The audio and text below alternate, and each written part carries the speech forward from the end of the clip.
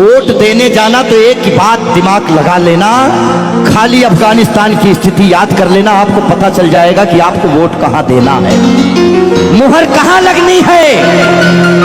मैं किसी पार्टी विशेष का आदमी नहीं हूं, लेकिन मैं भारत का आदमी हूं और मुझे इतना तो पता ही है कि भारत किन हाथों में सुरक्षित है। इसीलिए ध्यान से ये जो जातिवाद में हम लोग बट रहे हैं उस पे है कि मन की हल्दी घाटी में राणा के भाले डोले थे, यूं लगता है वीर शिवाजी चीख चीख कर बोले थे। पुरखों का बलिदान घास की रोटी तक शर्मिंदा है, कट गई जंग में राणा की बोटी बोटी शर्मिंदा है। खुद अपनी पहचान मिटा दी कायर भूखे पेटों ने, जो टोपी जालीदार पहन ली हिंदू मां के बेटों ने। और सर पर लानत, तालियां नहीं, सुनिए पूरी बात, कि मन की हल्दी घाटी में राणा के भाले डोले थे, यूं लगता है वीर शिवाजी चीख चीख कर बोले थे। पुरखों का बलिदान घास की रोटी भी शर्मिंदा है, कट गई जंग में राणा की बोटी बोटी शर्मिंदा है। खुद अपनी पहचान मिटा दी कायर भूखे पेटों ने, जो टोपी जालीदार पहन ली हिंदू मां के बेटों ने। सर पर लानत वाली छत से फिर खुला ठिकाना अच्छा था, टोपी गोल पहनने से तो मर जाना ही अच्छा था। मथुरा अवधपुरी घायल है, काशी घिर गई कराहों से, यदकुल गठबंधन कर बैठा कातिल नादिर शाहों से। मुंह से आह तलक ना निकली धर्म ध्वजा के फटने से, कब तुमने आंसू छलकाए गौ माता के कटने पे। हिंदुस्तान के लोगों जागो, कब तुमने आंसू छलकाए गौ माता के कटने पे। जागे नहीं अगर आज हम, तो ये प्रश्न पीढ़ियां पूछेंगी। हमारे पास दो ही ऑप्शन है, या तो हम अपनी आने वाली पीढ़ियों के लिए चेतावनी बन जाएं या मिसाल बन जाएं। ना हम कश्मीरी पंडितों को भूलेंगे और ना राम भक्तों पे गोलियां चलाने वाले को भूलेंगे। ये वही भारत है, ध्यान रखिएगा, किसी बहकावे में नहीं आना है कि कब तुमने आंसू छलकाए गौ माता के कटने पे। और जागे नहीं अगर हम, तो ये प्रश्न पीढ़ियां पूछेंगी।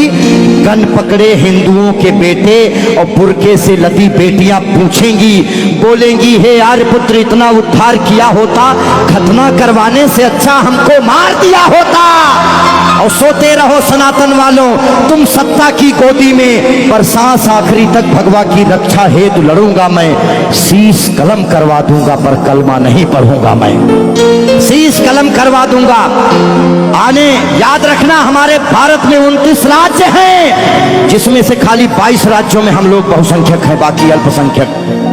इसीलिए मैं भजन भी गाता हूं, मैं जागरण भी करता हूं, क्योंकि मैं भारत, मेरा चैनल कभी भी बदल सकता है। अभी देशभक्ति चल रहा है, कभी कभी कपिल शर्मा लग जाएंगे, फिर कभी आस्था लग जाएगा।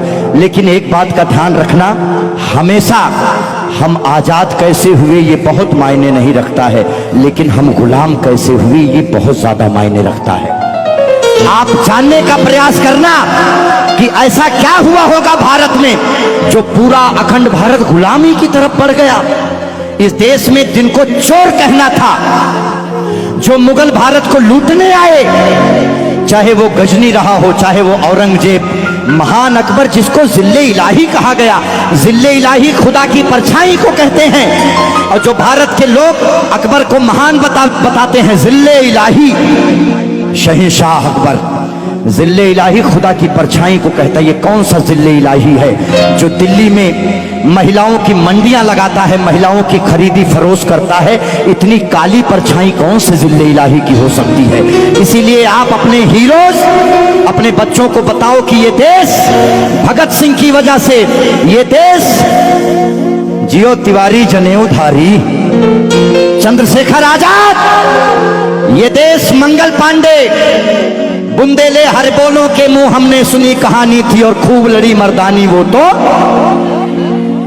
हमारे यहां महिलाएं घूंघट करती हैं क्योंकि यहां लुटेरे आए, भारत में लूटे, डोलियां लूटे, महिलाओं के साथ दुराचार किए, जिसकी वजह से उन्हें पर्दे में रखा जाने लगा। भारत के लोगों, 2022 का चुनाव आपके सर पे है। मोहर लगाने से पहले सोच लेना कि भारत वाकई में किन हाथों में महफूज है। बाकी आगे आपकी मर्जी। बोलिए भारत माता की।